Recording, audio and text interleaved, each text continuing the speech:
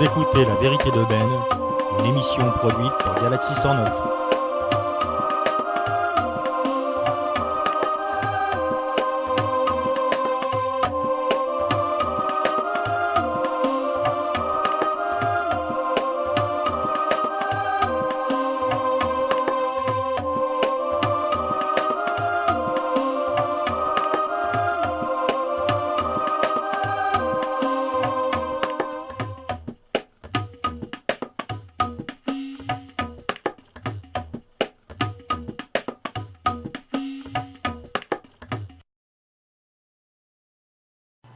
Bonjour tout le monde, bienvenue dans La Vérité de Ben, émission produite par Galaxy 109.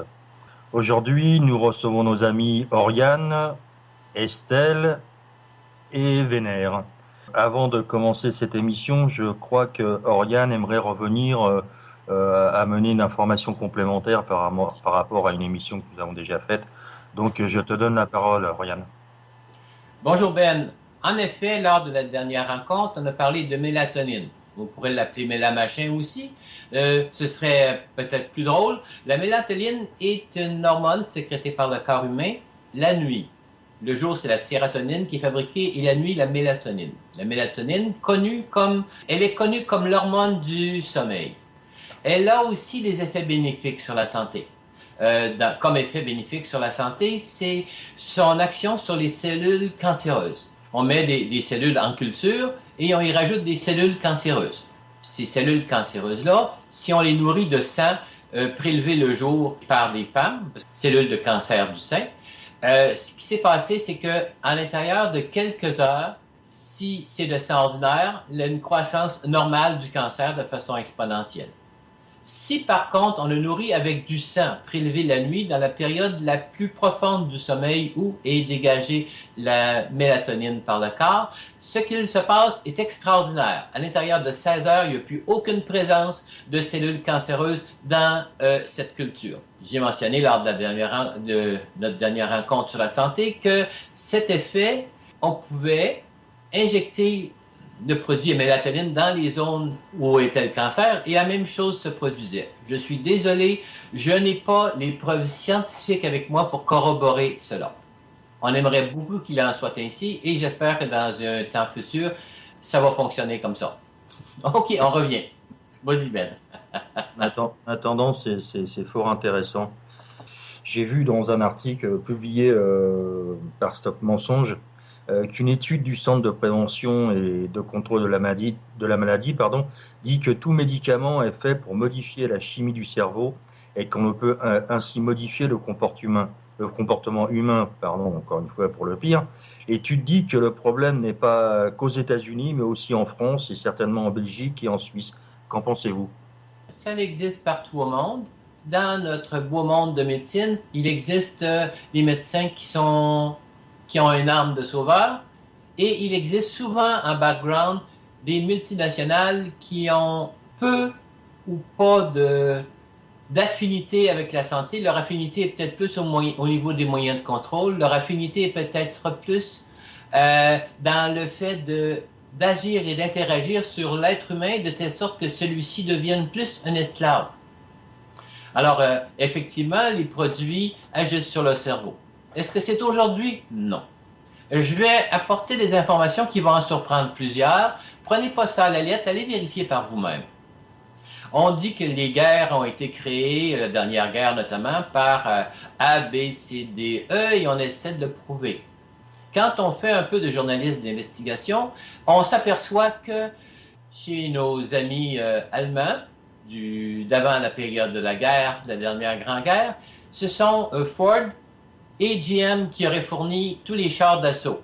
Ce sont les entreprises comme Boeing qui auraient fourni les avions. Naturellement, il n'était pas livré en Allemagne, il s'était livré au Chili, puis en Italie, et après ça, ça s'en allait en Allemagne une fois modifié en bombardier.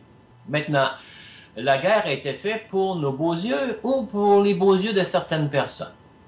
Ce que j'ai appris et qui me dérange beaucoup, c'est que en tant que grande population naïve, on a toujours cru qu'il y avait des mauvais et des bons, puis il fallait les se battre pour défendre. À ce moment-là, dans cette vie-là, dans ma dernière vie, j'étais en Allemagne. Alors, j'ai cru comme une bonne personne qu'on devait se battre être la chair à canon pour défendre notre patrie. Et malheureusement, les camps de concentration étaient des camps privés qui appartenaient, semble-t-il, aux pharmaceutiques. Et le but était d'étudier activement tout ce qui se passait au niveau des produits, des actions, comment ça réagissait dans le cerveau. Ils ont eu des dizaines de millions de personnes qui ont servi de cobayes pour leurs produits. Ils en ont fait des produits de grande avant-garde. Est-ce que c'était pour sauver les gens? Est-ce que ça allait dans la pensée magique qu'on a, que la médecine était là pour notre service et apporter des médicaments qui vont aider les personnes à se guérir? J'en suis pas certain. Ma pensée est même différente.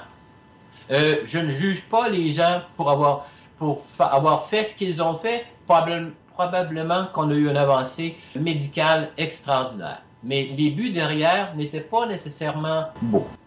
Si on fait un petit détour par le Japon, il y avait des pilotes d'avion qu'on appelait les kamikazes. Les kamikazes étaient des personnes sous l'effet de drogues très fortes qui enlevaient la conscience, comme on dit, l'action de l'âme pour avoir des gens qui ne se posent aucune question et qui vont simplement servir de bombes humaines pour aller détruire ce qui était apparemment un ennemi. Oui, sauf que, excuse-moi de t'interrompre, sauf Oui. qu'au Japon, il y a un code d'honneur. C'est-à-dire que même sans drogue, de toute façon, à partir du moment où on subit un échec, on se retire la vie. Ça m'amène à penser que si les terroristes avaient de l'honneur, ils pourraient sauter la vie avant de nous retirer la nôtre. Ça serait sympa. Je suis entièrement d'accord avec toi. J'ai vécu 6 mois au Japon. J'ai vécu chez les Japonais, dans une société de gens qui s'entraînaient au sport de combat, dont c'était la mission.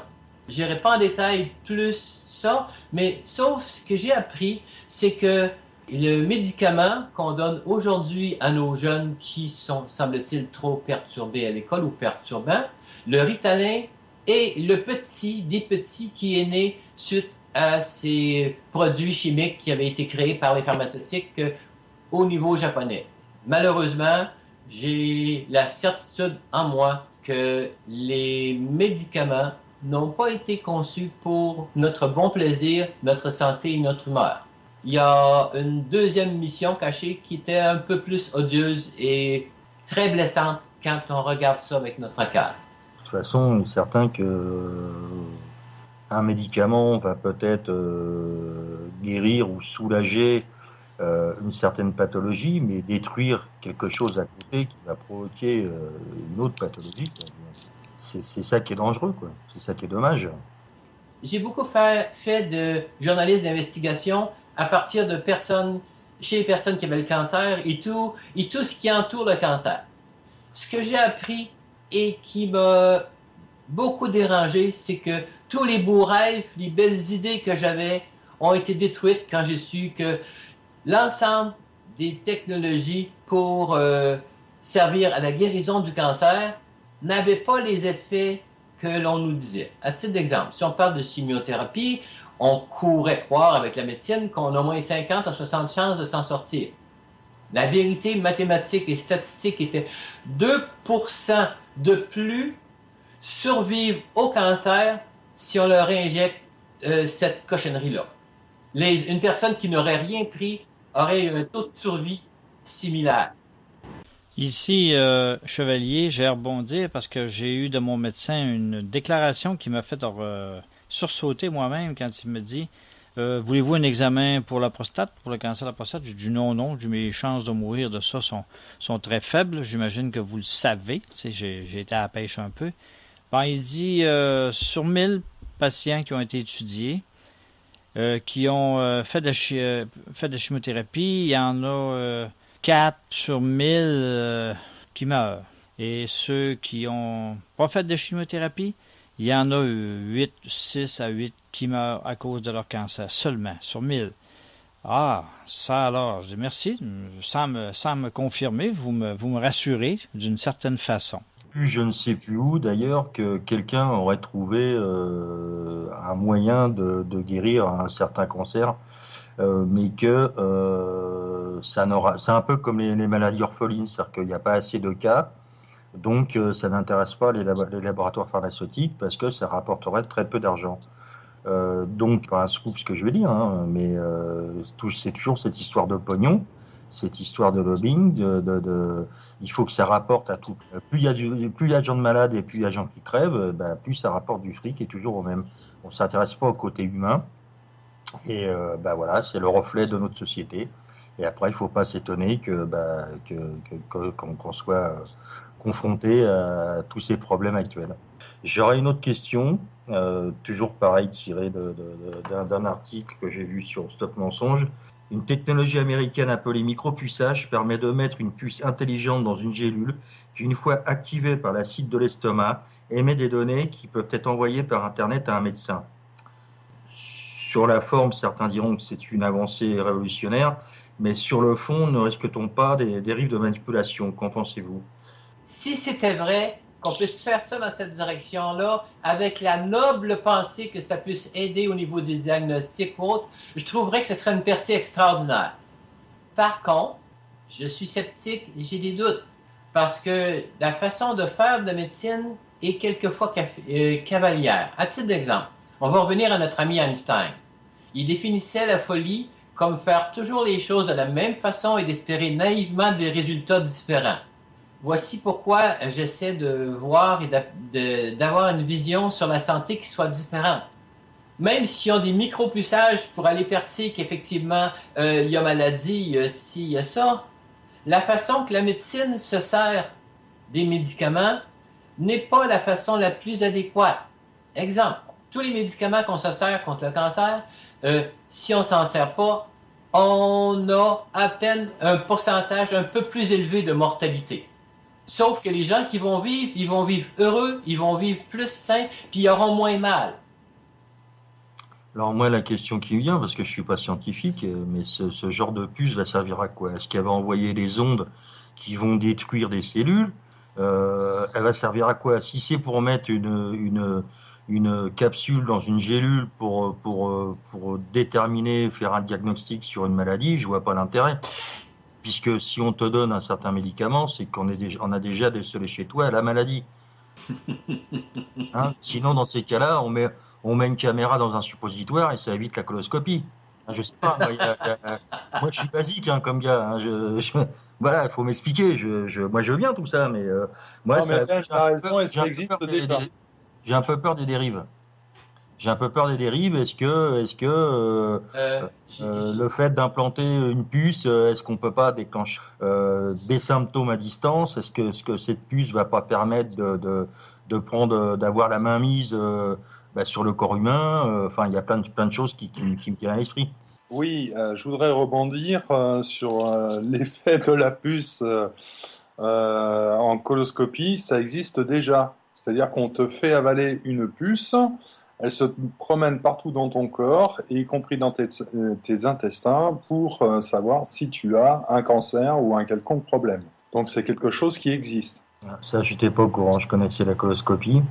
Si, non, la coloscopie, mais maintenant ils font ça avec des mini-caméras. Pardon. C'est une mini-caméra. Oui, parce que après, si tu prends une grosse caméra pour une coloscopie, ça devient un film porno. Là, c'est autre chose. Ça, c'est protestant Marcel, là, c'est classé X. Hein. C'est un projet aussi, un projet. Mais je voudrais rebondir un petit peu. Excusez-moi, je voudrais rebondir un petit peu sur la notion de médicament.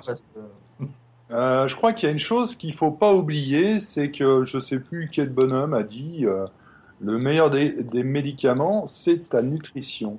Et que si on se nourrissait correctement, on n'aurait peut-être pas tous ces problèmes de santé. Il n'y a pas que la nourriture, hein. Ça va jusqu'à ce qu'on respire, ça va jusqu'à... Enfin, il y a plein de choses qui font que... Mais c'est toujours pareil, c'est toujours pareil. Je veux dire, tout est basé sur la rentabilité, sur le bénéfice, au détriment de la santé des gens, au détriment de l'avancée humaine. C'est le portefeuille qui compte.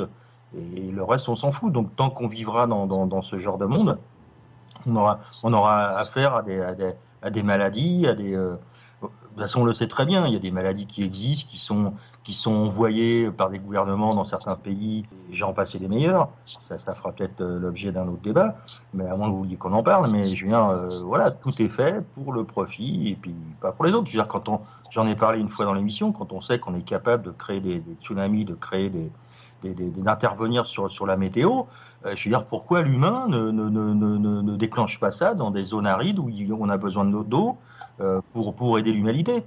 Et puis, pourquoi pas dire la vie avant le profit. Tout à fait. Tout à fait. Dans une direction plus légère, un savant médecin dit: la meilleure médecine, c'est l'amour et de l'attention. Et quelqu'un parmi l'audience demanda: et si cela ne fonctionne pas? Le médecin sourit, prit une grande respiration et dit: augmentons la dose. Mais maintenant, en médecine, on parle des deux opposés. Et parmi les deux opposés, il y a le médecin qui est une personne, ou une médecin qui est une personne aimante, adorante et qui, pour la santé de son patient. Et de l'autre côté, il y a j'allais dire une mafia, mais disons qu'on pourrait dire des groupes de pression qui nourrissent la science médicale depuis le début des années 1900, qui en ont pris le contrôle et qui ont concentré la formation sur la prise de médicaments. Tant que un laboratoire pharmaceutique, tout du moins tous ces commerciaux qui vont dans des cabinets médicaux, et si plus tu vas passer une boîte de pilules X, plus tu auras un bonus pour gagner ton voyage aux îles. Ça sera toujours comme ça, parce que à savoir si le médicament qu'on te fournit est compatible avec ce que tu as, va vraiment faire quelque chose pour toi, ou le but de cette commercialisation, c'est de rapporter, et à mon avis c'est de rapporter le plus de pognon possible au laboratoire et au médecin de lui faire gagner un voyage dans les îles. Oui, moi, il y a un truc que je voudrais dire, parce que ça m'interpelle, ça me choque. Je veux dire, les laboratoires pharmaceutiques, oui, alors ils font du fric. Oui, c'est vrai. Et ça sert à quoi, ce fric? Bah, finalement, ça sert à placer, une fois de plus, des gens à l'État, au poste clé, pour, une fois de plus, augmenter un peu plus l'argent qu'ils peuvent gagner. Je ne sais pas si je me fais bien comprendre, mais les laboratoires pharmaceutiques sont placés par l'État pour gagner un peu plus. Et inversement aussi. Donc il faut se méfier un peu de tout ça, quoi. C'est encore, avant tout, c'est politique. Avant tout, c'est politique et en même temps, c'est financier. Je reviens où j'en étais tout à l'heure. Vers la fin des années 1800, on a décidé de faire un genre de médecine d'État ou une médecine auquel tout le monde s'entendait. Parce que jusque-là, les différentes universités formaient des médecins, mais pas tous de la même façon. Il n'y avait aucune uniformité. On s'entend qu'il y avait l'excellence et la non-excellence qui existait. Déjà à ce moment-là, on avait en 1904 fait un vaccin à base de phanges. Les phanges, c'était un virus qui agit pour détruire une autre maladie. Alors, là, on a mis des phanges dans un vaccin antigrippal ou antigrippaux, je ne sais pas. Et ce qui s'est passé, c'est que toutes les personnes atteintes du cancer qui avaient reçu le vaccin se sont vues guérir du cancer. Parce que ces phanges-là avaient donné le rhume, aux cellules cancéreuses et le corps les avait identifiées et éliminées.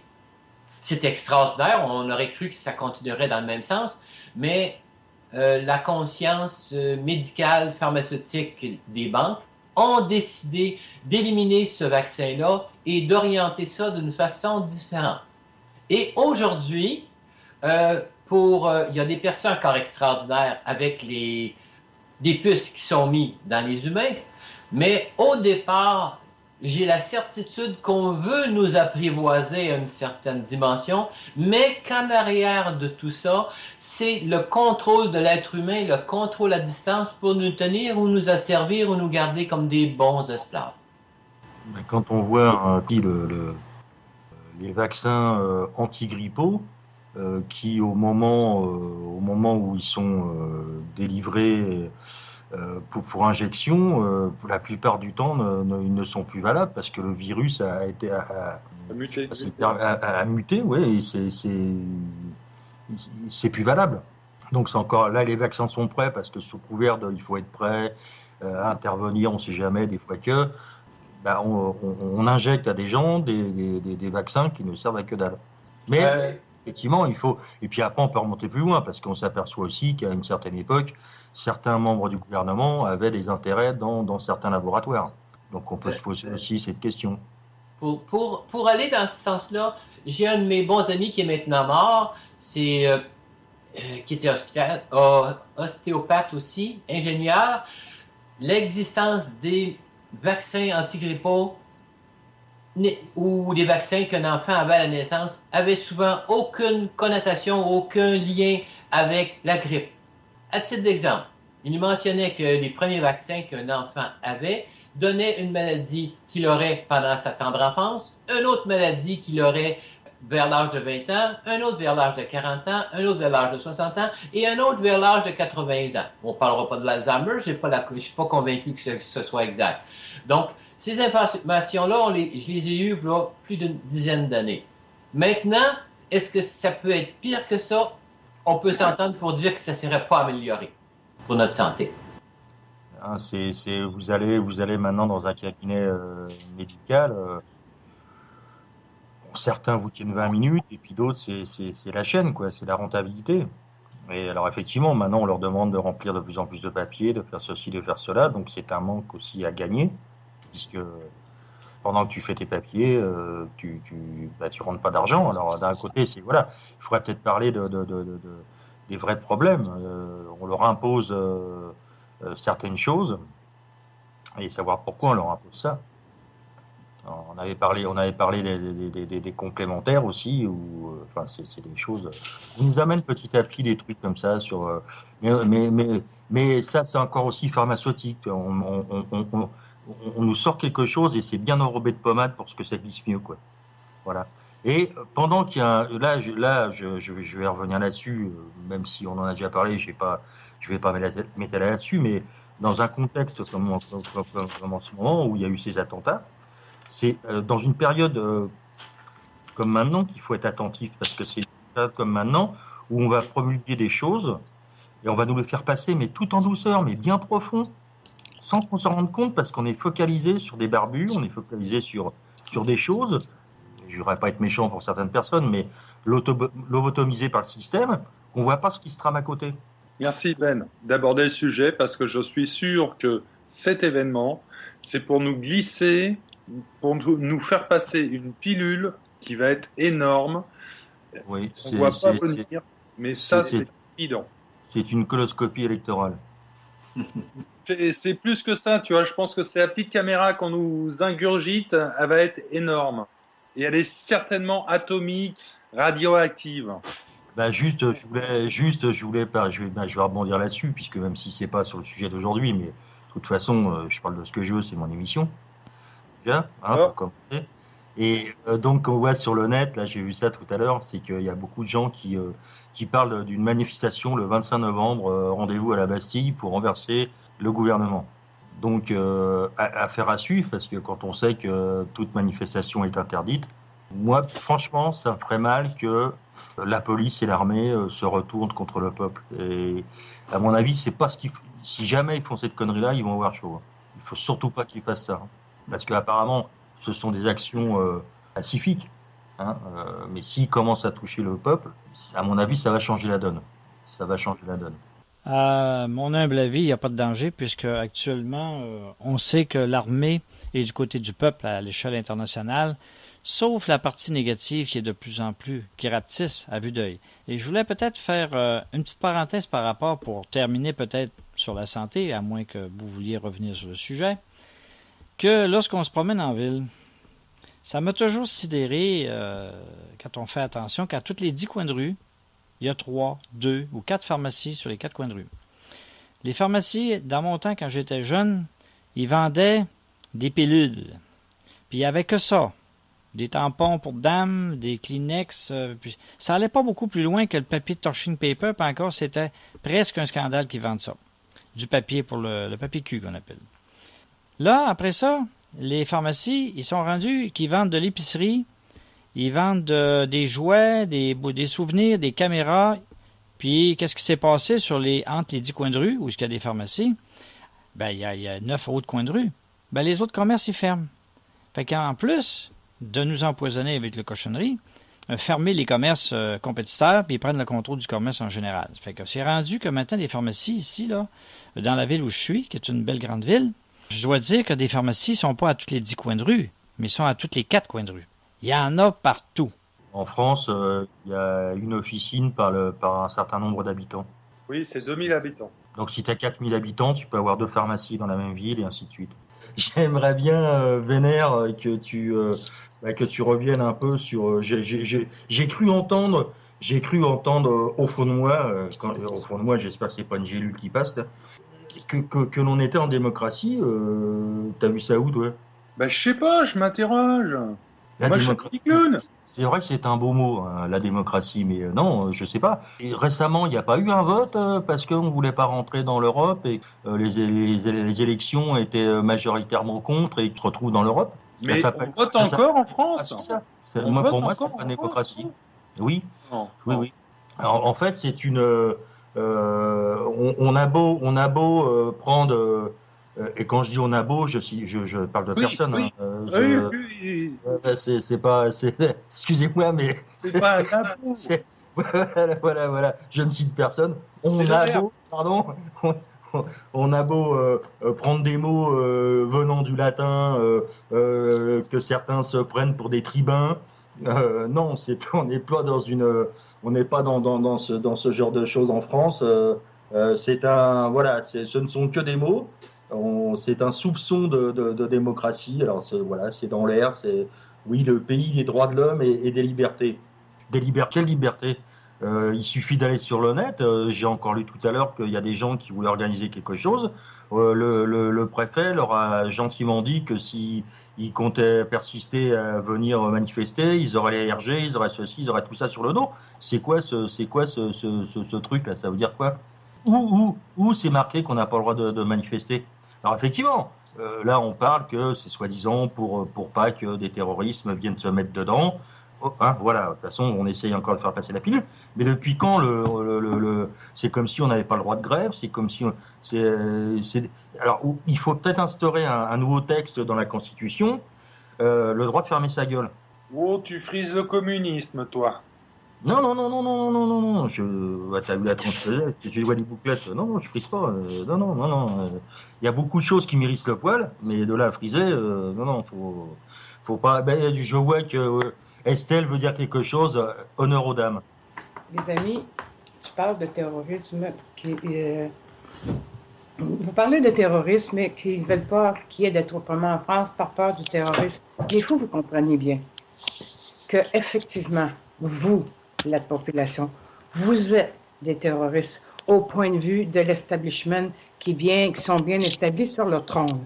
Parce que croyez-vous que si vous vous rassemblez pas, ils sont terrorisés par votre force que vous déployez lorsque vous ne serait-ce que parlez. Et imaginez-vous si vous commencez à vous lever debout et à marcher. Wow! C'est sûr qu'ils sont dans la terreur. Et s'ils sont dans la terreur, vous êtes des terroristes de leur point de vue. Question de point de vue. Non, mais ça, j'en suis conscient. C'est pas nouveau. Ouais, tu prêches un converti. Hein. J'espère que les gens vont entendre et de toute façon, la plupart des gens, ceux qui nous suivent, bon, il y a sûrement aussi des gens qui sont pas de notre côté, mais qui nous espionnent et c'est pour ça qu'ils suivent cette émission. Mais je parle de gens, la plupart de ceux qui nous suivent sont dans la même mouvance d'idées que nous. Et c'est pas ces gens-là qu'il faut ramener à nos idées. C'est beaucoup de gens de la rue qui croient que... Ça m'a fait un peu marrer, moi, les réactions de certaines personnes par rapport à ces attentats, parce qu'effectivement, maintenant, on se rend compte quand on va un peu plus loin avec le recul, parce que maintenant, ils commencent à interroger des gens. Et tu as des gens d'origine maghrébine qui sont morts dans ces manifestations. Donc, si certains pouvaient légèrement tirer les volets, ouvrir les volets et laisser rentrer un peu de lumière, de compréhension et pour pas faire d'amalgame, ça serait déjà beaucoup. Ouais, j'en ai bouffé la moitié. J'avais un truc à dire. Simplement, le peuple élit un président. Puis finalement, ce président, normalement, est représentant du peuple. Mais je me pose la question si réellement notre président est représentant de notre peuple, de ce que nous sommes, nous, les Français. Parce que là, j'ai peur, quoi. Je me dis, mais alors tous les Français sont aussi neuneux que ça? Bah, il ferait bien de reprendre un peu ce qui a été dit à un certain moment, même si avec un peu d'humour, on pourrait dire, moi, président, je ne ferai rien pour vous aider. Moi, président, j'écouterai ceux qui sont au-dessus de moi. Moi, président, ouais, j'interdirai des manifestations, par exemple. On peut revenir à cette époque-là où on entendait, moi, président, bah, je ferai ceci, je ferai cela. Voilà, on ne peut qu'en rire, hein, parce qu'il vaut mieux en rire qu'en pleurer, ceci dit, mais voilà, ça, on le sait pertinemment que ça va au-delà, même si on aperçoit un peu de lumière par rapport à ce qui s'est passé, parce que il était au courant de tout ça, mais il s'attendait pas, à mon avis, à ce qu'il y ait autant de morts et qu'on frappe la France comme elle a été frappée. Et là, il commence à réfléchir et il commence à laisser rentrer un peu de lumière. Donc à suivre par rapport à ça.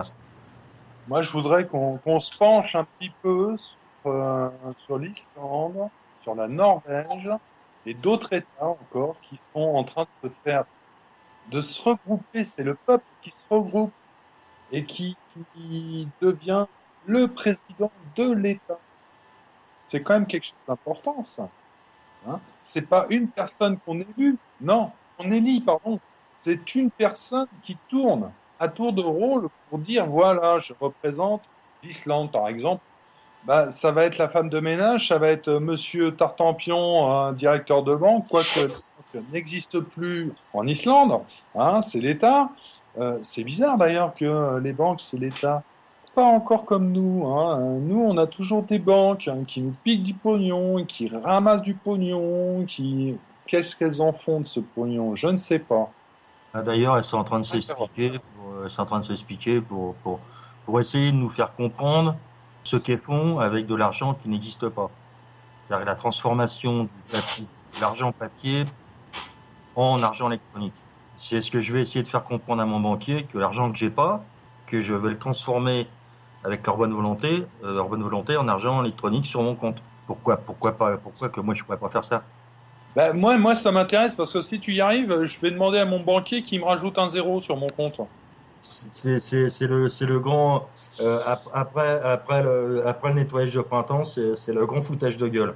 C'est voilà, on va vous expliquer. On pourrait encore rebondir là-dessus. On ne comprend même pas, mais on vous les explique. En fait, voilà, on va vous expliquer des choses qui n'existent pas. En fait, on ouvre des banques, on n'a pas une thune. C'est toi, c'est avec ton fric que tu déposes que je vais prêter de l'argent à quelqu'un. C'est cet argent-là qui va financer, qui va m'amener des intérêts que je vais placer et que je vais pouvoir emprunter à un autre. Et en fait, j'ai commencé, j'avais que dalle. J'avais du vent. C'est ça, en fait. C'est du vent. C'est Pipoland. Pipoland, c'est beau comme nom d'une banque. Il y a pas de souci. Je voulais simplement dire par rapport à ce que Vénère disait. Nous, en France, la seule chose qui nous arrive de Norvège, c'est pour les gerçures. Hein, c'est Neutrogena. Nous sommes au sein d'une guerre de l'opinion publique, où il y a la polarité de l'ombre ou de Satan, de ses serviteurs et de leurs médias, et de l'autre ensemble de la population qui est prise en otage. Nous sommes au sein d'une guerre de l'opinion publique où il y a la polarité de Satan ou de l'ombre, de ses serviteurs, de leurs médias, et si bien prise en otage, car nous sommes en train de tomber dans la bêche. En réfléchissant, trouvez-vous dans votre hymne national français une propagande pour la guerre, une incitation à la haine, la violence inutile, la guerre, et même vu sous un autre angle, une incitation à tuer un ennemi imaginaire qui n'est qu'un autre être d'amour qui fut comme vous, soit endormi ou forcé d'être enrôlé et de vivre et d'être la chair à canon? Y a-t-il un égrégore de mort ou d'influence marquée qui est rattaché à ce champ défini par l'oligarchie de patriotique. Aujourd'hui, incitons-nous ces personnes à devenir les patriotes de la mondialisation qui imposent un appauvrissement de toutes les classes de la société. Exemple, une entreprise de bombardiers ici au Québec qui fabriquait les sidoux a décidé de les fabriquer au Mexique. Il leur en coûte le quart du prix, ils les vendent au même prix et les gens du Mexique sont payés comme des sous-employés. Les faits rapportés par les médias sont-ils exacts, arrangés ou manipulés? Sont-ils une machination machiavélique concoctée afin de rassembler leur troupeau naïf et obéissant? Revenons aux faits imposés. Quand vous entendez dire que toutes les caméras de surveillance dans l'état militaire de nos amis français où l'armée aurait frappé étaient hors d'usage, n'entendez-vous pas soit que cette action présumée terroriste n'existe pas, ou que cela aurait été trafiqué en ce que nous appelons une attaque sous fausse bannière? Qu'est-ce qu'une attaque sous fausse bannière, croyez-vous? Peut-on transformer les pauvres bougres en fous furieux en un instant, en quelques secondes? Tout à l'heure, on a posé la première question, peut-on influencer quelqu'un à distance avec les médicaments? Avec grande facilité. Est-ce un fusil pointé sur sa femme et ses enfants? Ou plus subtil encore, ce grand criminel djihadiste recherché n'est-il qu'un agent double à la solde de l'État, ou de la CIA, ou de d'autres polices secrètes à l'international, et peut-être même celle de l'État d'Israël, pour infiltrer leurs amis musulmans? Comment croyez-vous que cela aurait pu se passer? Le Ritalin a été fabriqué pour rendre complètement débiles les pilotes d'avions suicides et les forcer à se tuer en agissant en fous héros. Et on gave nos enfants à l'école. On en gave nos enfants à l'école. Pourquoi croyez-vous? Est-ce pour les droguer à vie? L'action syndicale en Abitibi et les terroristes de la CSN ont agi en agresseurs et qu'ils furent protégés par la police et les juges. Qu'en est-il? Dans la fin des années 60, il y eut une grève de la construction au Québec. L'Abitibi, le Lac-Saint-Jean et la région de Sept-Îles n'ont pas nécessairement choisi d'aller perdre des journées de travail pour supporter la CSN. Alors, des gens sont arrivés en Abitibi, ont agi en agresseurs, ont fracassé les fenêtres de tous les travailleurs en utilisant des grosses roches, mais des roches de fer qu'on appelle ball mine. Et des gens qui ont pris leur auto et les ont poursuivis. La police leur a sauvé la vie. Ils les ont mis en prison. Ils les ont libérés plus tard. Et lorsqu'ils ont passé devant le juge, ils n'ont eu aucune condamnation. Que peut-on comprendre? Qui sont les terroristes? La crise amérindienne à Oka. Les warriors amérindiens ont agi. Était-ce des Amérindiens ou n'était-ce que des mercenaires à la sorte de nature amérindienne à la solde de la CIA qui ont fourni armes et munitions? Leur noble but était-il de déstabiliser le Québec, de faire comprendre qu'il n'aurait jamais un pays, car ils n'avaient qu'à se lever le petit doigt et leur château de cartes tomberait? L'émission est terminée pour aujourd'hui. Merci à vous pour votre participation. Ce fut amusant et enrichissant. Vous revenez bien sûr quand vous voulez. Merci à ceux qui nous suivent. C'était La Vérité de Ben. À très bientôt.